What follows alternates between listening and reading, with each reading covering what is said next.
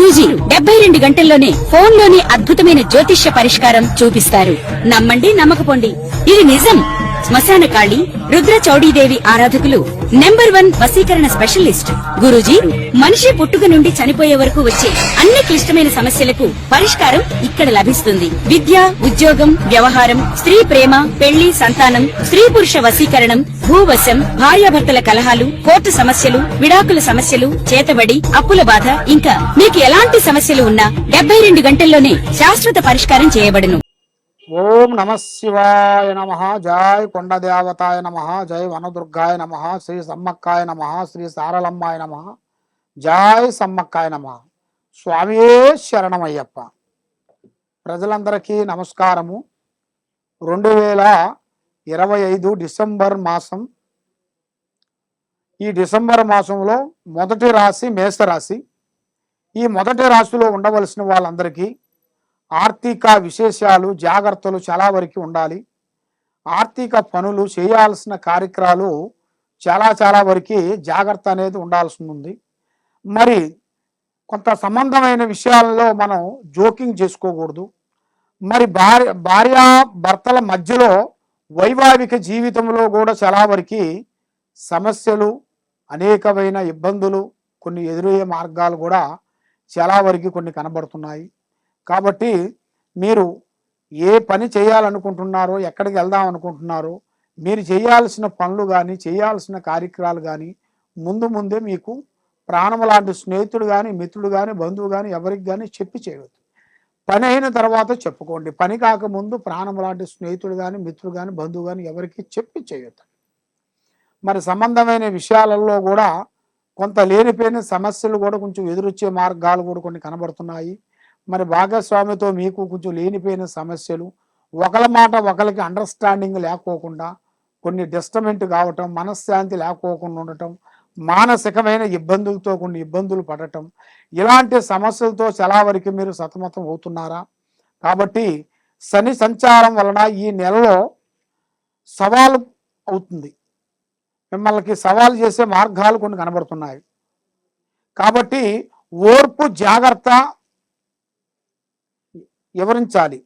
అంటే మీరు ఏది చేసినా ఓపిక, నిదానం అనేది చాలా వరకు ఉండాలి. ఆ ఓపిక, నిదానం లేని వెడల లేనిపోయిన సమస్యలు, లేనిపోయిన సికాకులు, లేనిపోయిన దాంట్లో మిమ్మల్ని కుదురు పెట్టే మార్గాలు కూడా చాలా వరకు కొన్ని కనబడుతున్నాయి. మరి మీ జాతక యోగాన్ని పెట్టి చూసుకుంటే గత సంవత్సరంలో కాకోకుండా ఈ సంవత్సరం కూడా వెలుగులోకి రావాల్సింది కూడా కొంతవరకు 50% వరకు బాగానే వచ్చింది. ఇప్పుడు ఈ సంవత్సరం నుంచి మళ్ళీ నెక్స్ట్ సంవత్సరం కూడా కొంచెం రాబోతుంది. మరి నెక్స్ట్ సంవత్సరం నుంచి కూడా కొన్ని పనులు, కొన్ని కార్యక్రమాలు, పెద్ద పనులు కొన్ని పూర్తి చేయాల్సినవి కూడా ఆ అమ్మవారు దయ వలన తప్పకుండా మీకు రావాల్సిన యోగం కూడా కొంచెం ప్రాప్తి కలుగుతుంది. కాబట్టి ఈ డిసెంబర్ మాసంలో కొన్ని కార్యక్రమాలు, పెద్ద కార్యక్రమాలు, విద్యారంగంలో కూడా పెద్ద విద్యా చదువు, పెద్ద విద్య పూర్తి చేయాల్సింది కూడా ఉంది. మరి మీ జాతక యోగాన్ని పెట్టి చూసుకుంటే పిల్లలకి విదేశాల ప్రయాణాలు, దూర ప్రయాణాలు కూడా వెళ్ళాల్సి ఉంది.